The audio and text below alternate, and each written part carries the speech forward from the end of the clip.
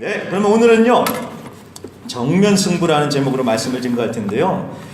우리 교회는 제가 누누이 매주마다 말씀드리듯이 천국과 같은 교회, 그런 교회로 되어가기 위해서 열심히 기도하고 노력 중에 있습니다. 그래서 하나님 도대체 우리가 그렇게 천국과 같은 교회가 되기 위해서 어떤 말씀을 우리가 붙들고 전하고 기도하고 그래야 될까요? 라는 그런 제목을 가지고 하나님께 여쭤보다가요, 하나님께서 저에게 그런 마음을 주시는 것 같았습니다. 이 야고보서를 넘어서야지 정말 우리 교회가 천국과 같은 교회가 될 것이다 라는 그런 감동을 주시는 것 같았습니다. 그래서 다시 물어봤습니다. 하나님 정말 야고보서입니까? 왜냐하면 야고보서가 잘 알다시피 굉장히 세거든요. 굉장히 직설적이고요, 굉장히 말씀이 셉니다. 그래서 하나님 다른 책 하면 안 될까요? 빌립보서 하면 안 될까요? 창세기 하면 안 될까요? 이렇게 말씀을 드리면서 계속 기도를 하는데도, 새벽에 부르짖는데도 하나님께서 계속해서 주시는 감동이 이 야고보서인 것 같습니다. 야고보서를 넘어서라, 야고보서를 지나가라 라는 이런 확신을 계속해서 주시는 것 같습니다. 그래서 비록 말씀이 세다 할지라도, 너무 직설적이다 할지라도요, 정말 우리 교회가 천국과 같은 교회가 되기를 간절히 소망하는 마음에서 이제 오늘부터 매 주일마다 야고보서를 이렇게 순서대로 말씀을 증거하도록 하겠습니다. 우리 성도님들도요, 마음을 활짝 여시고, 그렇다, 우리 교회가 이 야고보서 말씀 붙들고 순종하면서 넘어갈 때에 우리 교회가 진짜 변화되는 역사가 일어난다 라는 이런 확신을 가지시고 함께 말씀을 들어주시기를 부탁드리겠습니다. 오늘 첫 번째 시간으로요, 정면승부 라는 제목으로 야고보서 1장 1절부터 18절까지의 말씀을 증거하겠습니다. 말씀을 보시면 이미 잘 파악을 하셨겠지만 오늘 본문의 주제는 시험입니다. 시험이라는 말이 여러 번 나오죠. 자, 인생 가운데 시험이 없는 인생이 있겠습니까? 모든 인생 가운데 다 시험이 있습니다. 예수를 믿는다면 시험은 당연히 있는 것입니다. 하지만 이게 아무리 당연하다 할지라도 시험 좋아하는 인생은 없을 것입니다. 시험이요? 잘 왔다, 한번 해보자 라고 하면서 시험을 막 환영하고 좋아하는 사람은 없을 것입니다. 저도 군대를 안 다녀왔지만 그래도 군대 다녀오신 분들 얘기를 들어보니까요, 이분들은 열이면 열, 백이면 백 똑같습니다. 군대 갔다 오신 얘기를 진짜 밤새 끝도 없이 아름다운 추억을 얘기하는 것처럼 그렇게 얘기를 하시더라고요. 그렇게 좋다, 좋았다, 그때가 좋았다라고 얘기를 하시는데, 그래서 다시 물어봐요. 그러면 집사님 다시 군대 가실래요? 그러면 어떻게 대답하실까요? 안 간다 그러시죠? 안 간다 그러시죠? 그때의 추억이 너무 좋고 그랬어도 안 간다 그러세요. 힘드니까. 마찬가지입니다. 시험도 마찬가지입니다. 우리가 많은 시험을 지나왔어도 또 시험 그러면은 힘들고 싫은 법입니다. 그런데 오늘 2절 말씀을 보시니까 하나님께서 뭐라고 말씀하십니까? 시험을 당하거든 온전히 기뻐하라 라고 말씀을 하시죠. 시험을 당하면 온전히 기뻐하래요. 왜 그러니까 3절과 4절의 말씀을 보니 시험과 이 시련을 통해서 인내를 만들어내고, 또 그렇게 하면서 온전하고 부족함이 없는 하나님의 사람들로 만들어지니까, 세워지는 거니까 시험을 만나도 놀라지 말고 기뻐하라는 것입니다. 자, 이것을 말씀으로 읽을 때는 우리가 정말 아멘 하면서 읽는데, 근데 막상 현실에서 시험이 찾아오면은 괴롭고 싫은 법이 있지요. 그래서 시험을 피할 수만 있으면 피하고 싶고, 빠져나갈 수만 있으면 빠져나가고 싶지만, 그것은 어디까지나 우리의 개인적인 바람이고, 오늘 말씀을 가만히 읽어보니까 하나님의 뜻은 피하거나 빠져나가는 것이 아닌 것 같습니다. 오늘 말씀을 잘 읽어보면요, 하나님의 뜻은 시험을 피할 것이 아니라 오히려 이겨내라고 말씀하시는 것 같습니다. 즉, 시험을 없애달라가 아니라 시험을 이길 지혜를 받아서 그 시험을 정면으로 승부해서 이겨내라는 것입니다. 시험에 대해서 소극적으로 나갈 것이 아니라 아주 적극적으로 나아가라라는 것입니다. 그래서 그 시험을 이기기 위해서 무엇을 구하라고요? 지혜를 구할 때 하나님께서 그 지혜를 주셔서 그 지혜로 우리가 시험을 이겨낼 수 있다는 것입니다. 여러분, 지혜가 얼마나 중요한지는 다들 잘 아실 것입니다.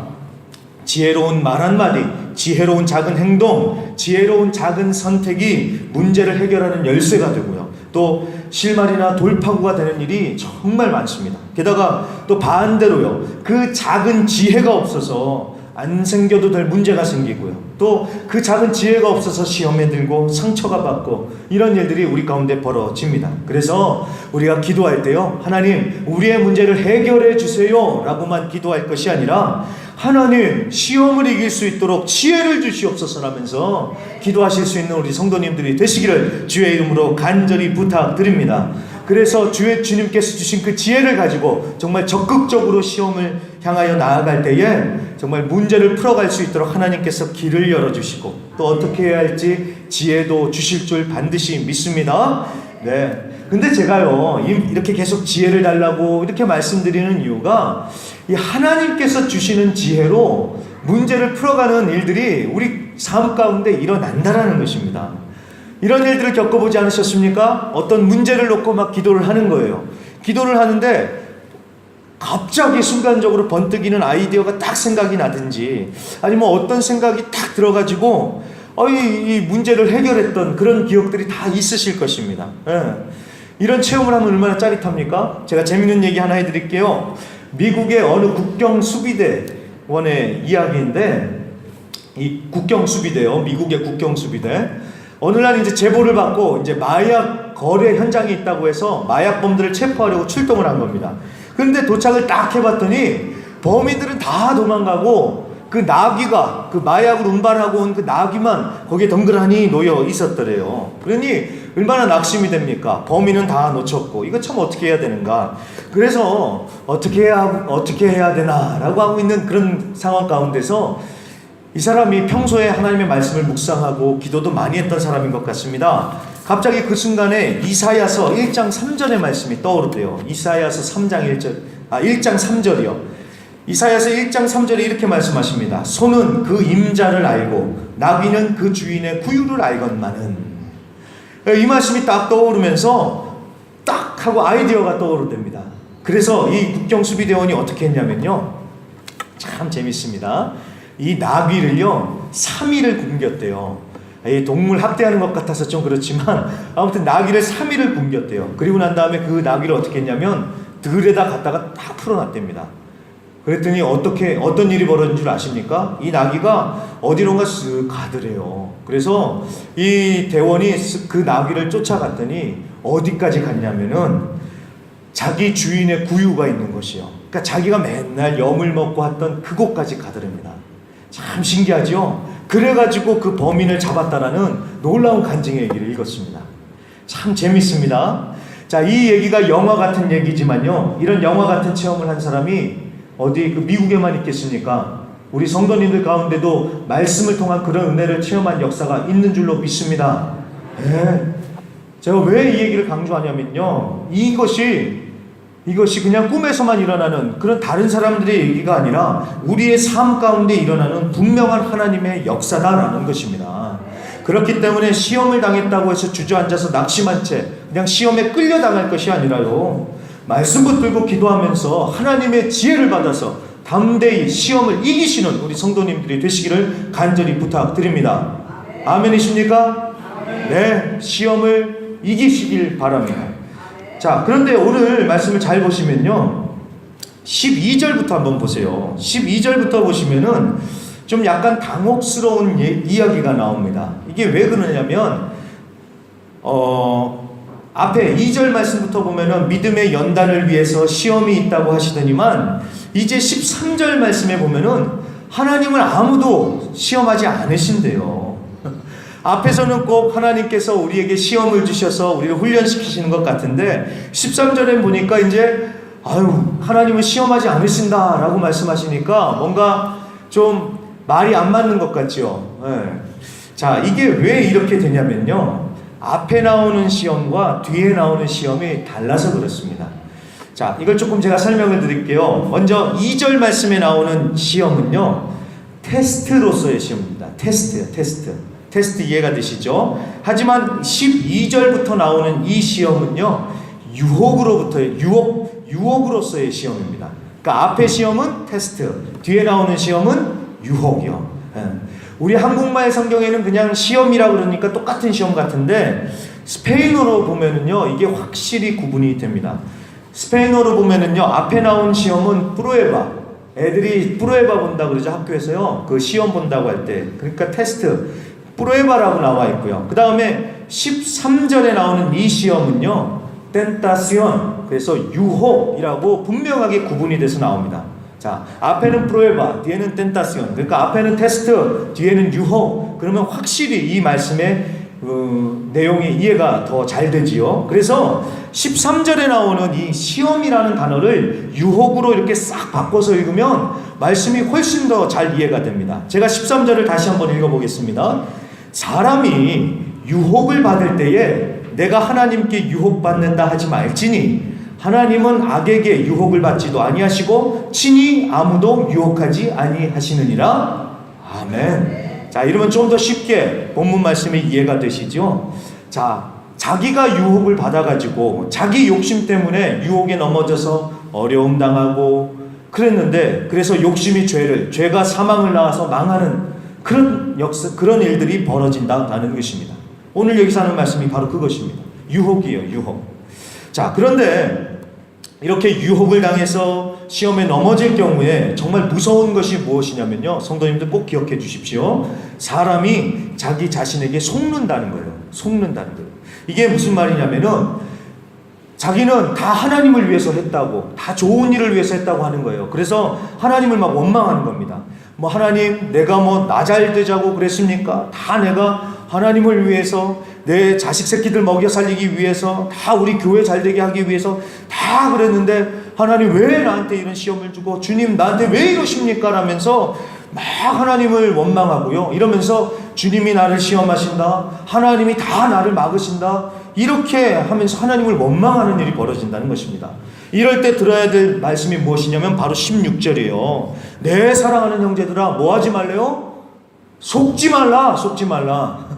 속지 말라는 거예요. 속지 말라. 하나님이 문제가 아니라 내가 문제라는 것입니다. 하나님이 잘못되셔서 그런 게 아니라 내 안에 있는 욕심이 문제다라는 것입니다. 그래서 그걸 깨닫지 못하고 자꾸만 자기 자신한테 속으면서 하나님 원망하고 억울해하고, 또 사람 탓하죠. 목사님 탓하고 장로님 탓하고 권사님 탓하고 누구 집사님 탓하고, 그것도 모자르면 누구 탓할까요? 사단 마귀요. 사단 마귀 탓하는 거예요. 사단 마귀. 사탄이 그랬다고, 마귀가 그랬다고. 영적 전쟁이라는 책을 쓴 딘 셔만이라는 사람이요, 그 책에 정말 중요한 얘기 하나 합니다. 그게 뭐냐면 이 사람이 하는 얘기가 이래요. 사람들이 영적 전쟁에 대해서 얘기를 안 하는 것도 문제인데 또 과하게 사단 귀신 얘기를 하는 것도 문제라는 거예요. 그래서 뭐든지 다 귀신 탓하는 거예요. 그래서 오늘 아침에, 주일 아침에 교회 예배 드리러 나오는데 부인이 막 화를 냈다 그러면 이게 누구 탓이요? 사단 탓. 귀신이 그랬다고. 또 자동차 오늘 또 예배 드리러 나오는데 시동이 막 안 걸리는 거예요. 이걸 누구 탓으로 돌릴까요? 또 사단 마귀 탓으로 돌리고. 어떤 경우에는 정말 사단과 마귀가 역사하는, 사단 마귀가 역사하는 때가 있습니다. 하지만 자기가 욕심 부려가지고 자기가 잘못했는데 사단 탓하고 남 탓하면은 안 되겠지요. 여러분, 사단은요 그냥 우리에게 미끼를 던질 뿐입니다.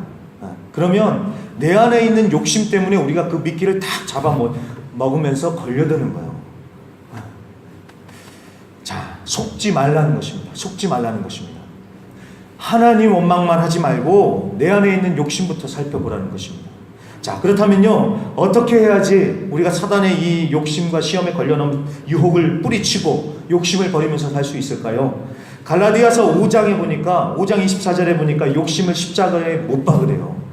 욕심을 십자가에 못 박으라. 그리고 갈라디아서 5장 16절에 보니까 세상을 따라 살지 말고 성령을 따라 살으라고 그렇게 말씀하십니다.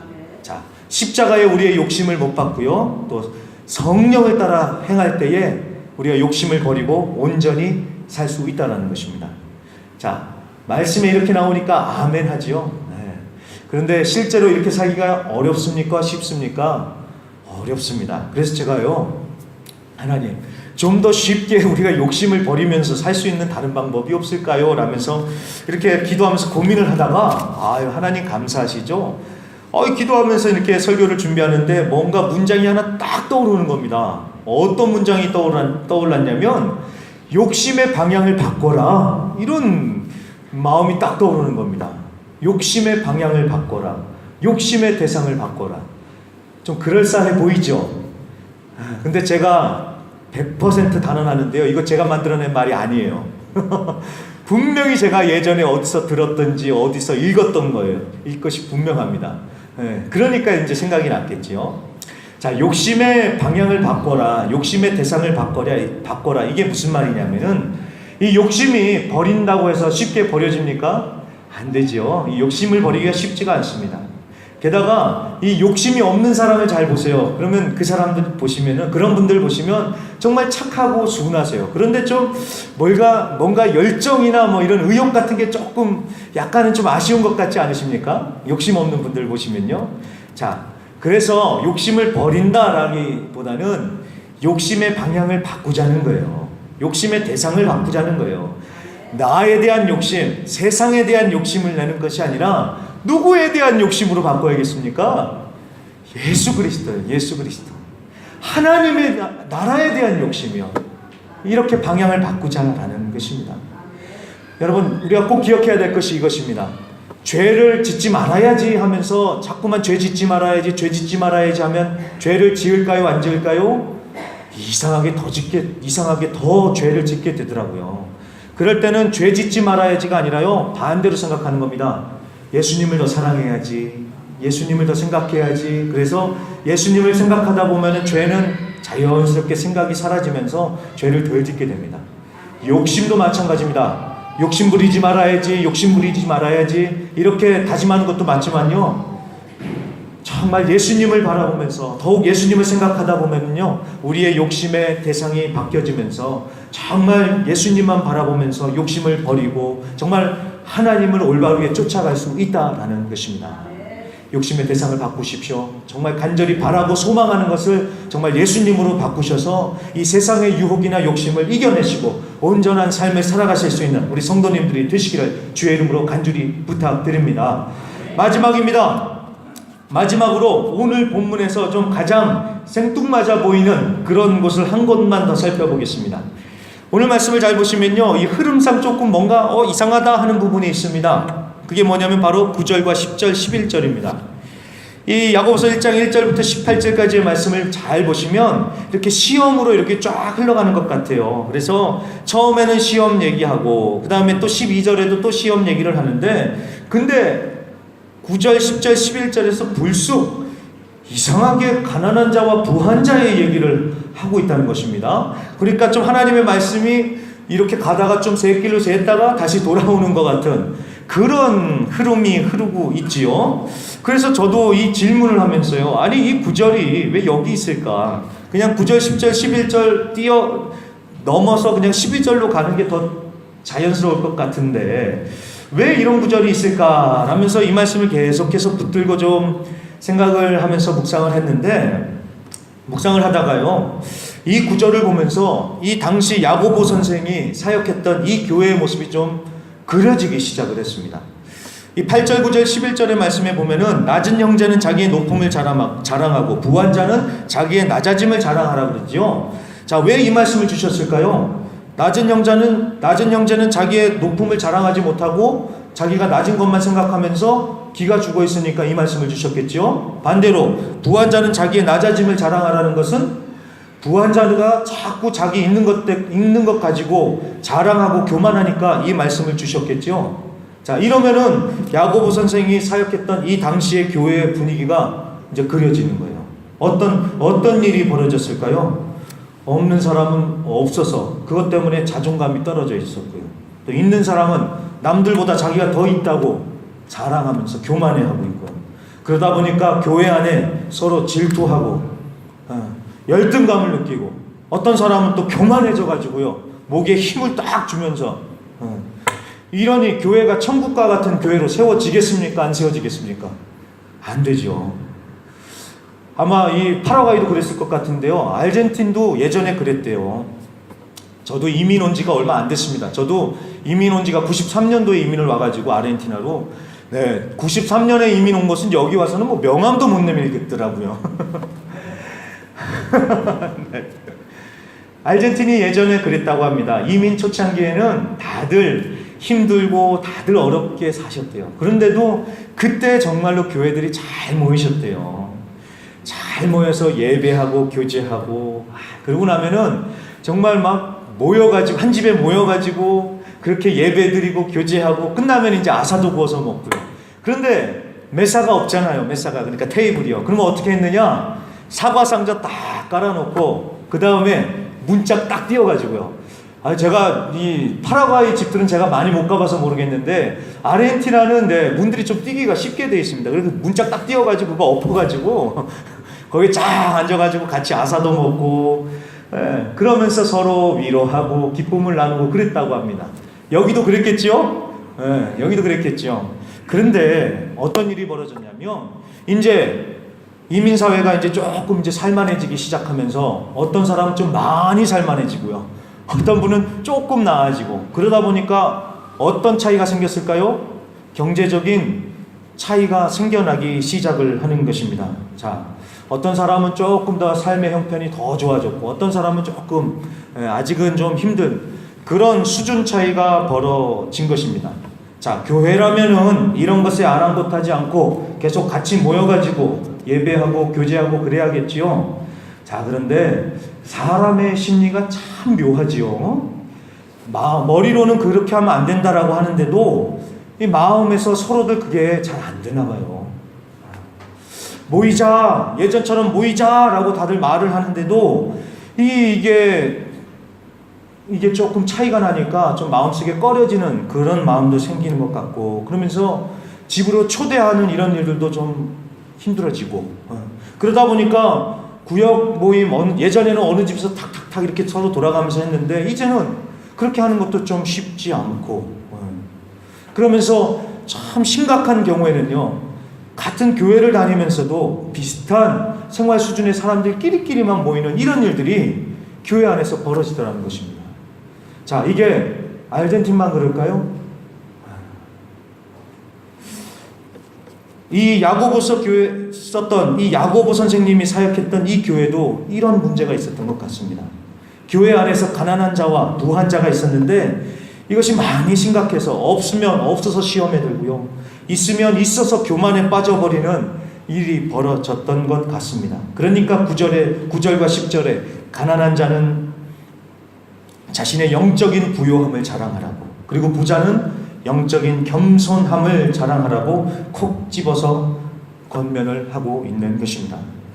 이것이 참 안타깝습니다. 왜냐하면 세상 사람들이 그러면 세상 사람들이니까 하면서 그러려니 할 텐데, 믿는 사람들이 그러니까 얼마나 이것이 마음이 아픕니까? 가난한 사람은 없으니까 그냥 고개 푹 숙이고 기죽어서 있고요. 또 열등감에 빠져가지고 그렇게 있으니 얼마나 마음이 아픕니까? 제가 최근에 굉장히 참 재미있으면서도 참 마음 아픈 단어를 하나 배웠습니다. 그게 뭐냐면 르상티망이라는 말이에요. 르상티망. 이 르상티망 그러면 되게 있어 보이죠? 근데 스페인어는 레센티멘토입니다. 레센티멘토. 이게 뭐냐면요, 열등감이 있는 사람들에 대한 얘기인데, 이 열등감이 있는 사람들, 이 자존감이 낮은 사람들은요, 이 자신의 열등감을 그냥 노력하고 도전으로 이거를 딱 해소하려는 것이 아니라 상대방을 부정하거나 상대방을 깎아내리면서 자기를 긍정한대요. 말이 어렵지만 이런 겁니다. 고급 레스토랑에 갈 필요 없어. 맥도날드 햄버거도 충분해. 이렇게 얘기를 한다는 거예요. 자, 이게 아무것도 아닌 것 같지만요, 보통 사람이라면 이렇게 얘기하죠. 맥도날드 나 너무 좋아해. 이렇게 얘기를 하면 되는데, 굳이 꼭 집어가지고 저기 고급 레스토랑 안 가도 돼. 맥도날드 햄버거면 충분해. 좋아. 이렇게 얘기한대요. 왜 그럴까요? 그 르상티망이 있는 거예요. 그 열등감이 있는 겁니다. 고급 레스토랑 가는 사람들은 정말 성공한 사람들이고 나는 아닌데, 그 사람들을 깎아내리면서 자기가 더 낫다고 우월감을 보이려고 그렇게 말을 한다고 합니다. 자, 왜 이렇게 말을 할까요? 다 자존감이 낮아서 그래요. 자존감이. 그런데 보니까 가난한 사람만 자존감이 낮은 것이 아니라요, 자기 자랑하기를 좋아하는 부자도 마찬가지로 자존감에 문제가 있더라고요.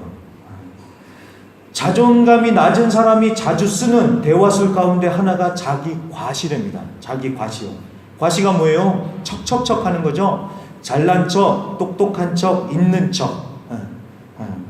왜 이럴까요? 자기 자신에 대한 자부심, 자신감이 떨어지니까 이런 권력, 돈, 명품, 그런 있는 것 가지고 자랑하면서 내가 이런 사람이다 라고 보여주고 싶은 거예요. 그러면서 막 우월감을 느끼고 안도감을 느끼는 것입니다. 그렇다고 여러분 또 자랑한다고 해서 아이고 교만하다 이러지는 마시고요. 이 자존감이 낮아서 그런 것들로 자기를 이렇게 좀 우월하게 보이려고 그렇게 한다는 거예요. 그러니까 여러분 결국 말씀을 잘 보시면요, 오늘 말씀에 나오는 이 낮은 형제나 부한 형제나 둘 다 열등감, 컴플렉스, 낮은 자존감 때문에 이 두 사람 다 결국은 다 시험에 빠져 있는 거예요. 이해가 되셨죠? 낮은 자존감 때문에 시험에 빠져 있는 것입니다. 제가 그래서요, 이걸 보면서 하나님 마음이 얼마나 답답하실까 그런 생각이 들었습니다. 여러분 여기가 정말 오늘 설교의 제일 중요한 부분입니다. 누가 더 많이 가져가지고, 누가 더 똑똑해가지고, 누가 더 잘나서 하나님의 아들 딸입니까? 아니죠. 그냥 그 자체로 보배롭고 존귀한 하나님의 아들이요 하나님의 딸입니다. 아멘이십니까? 네. 그런데 이걸 몰라주고 하나는 고개 푹 숙이고 자기는 못났다고 생각하면서 방에서 나오지도 않고, 또 다른 하나는 막 자기를 증명해 보이려고 있는 척하면서 막 발버둥을 치고, 이러니 하나님 아버지께서 얼마나 마음이 낙심이 되시겠습니까? 그럴까요? 안 그럴까요? 네, 그렇죠. 그래서 여러분 제가 오늘 이 아침에 흥분해서 죄송합니다만 이 부분이 너무 중요해가지고요 막 마음이 아픈 거예요. 그래서 제가 분명히 말씀드리는데 우리 성도님들은 하나님 보시기에 보배롭고 존귀한 분들이십니다. 아멘이십니까? 이 사실 절대 잊지 마세요. 여러분 한 사람 한 사람을 하나님께서 구원하시기 위해서 하늘에서 이 땅에 오셨고 십자가에 죽으시기까지 생명을 내어주셔서 여러분들을 구원하셨습니다. 여러분들은 그렇게 존귀하고 보배로운 자요 정말 하나님 보시기에 귀한 분들이시라는 것입니다. 이 사실을 잊지 말아 주시길 부탁드립니다. 그래서 막 있어 보이려고 애쓰지 않아도 되고요, 우리 없다고 해서 또 기죽어 있지 않아도 된다라는 것입니다. 자신감을 가지시고 정말 나는 보배롭고 존귀한 자다라는 이 마음을 가지시고 정말 당당하게 살아가실 수 있는 우리 순복음의 성도님들 되시길 간절히 부탁드립니다. 따라해 주십시오. 나는 보배롭고 존귀한 자다. 다시 한번 할까요? 나는 보배롭고 존귀한 자다. 앞뒤 양옆 멀리 계신 분도 괜찮습니다. 눈을 마주치시면서요, 우리 집사님은 보배롭고 존귀한 자이십니다. 한번 말씀해 주십시오. 네. 보배롭고 존귀한 분들이십니다. 네. 아멘, 아멘. 그렇습니다. 우리 성도님들은 정말 보배롭고 존귀한 하나님의 자녀들이십니다. 네. 네, 제가 이 말씀 드리고 싶어가지고 좀 흥분했습니다. 네, 화나서 흥분한 게 아니라요, 이게 너무 중요해서 말씀드렸습니다. 네, 이 사실 꼭 기억하시면서 힘있게 살아가시길 부탁드립니다. 그래서 말씀의 결론을 맺습니다.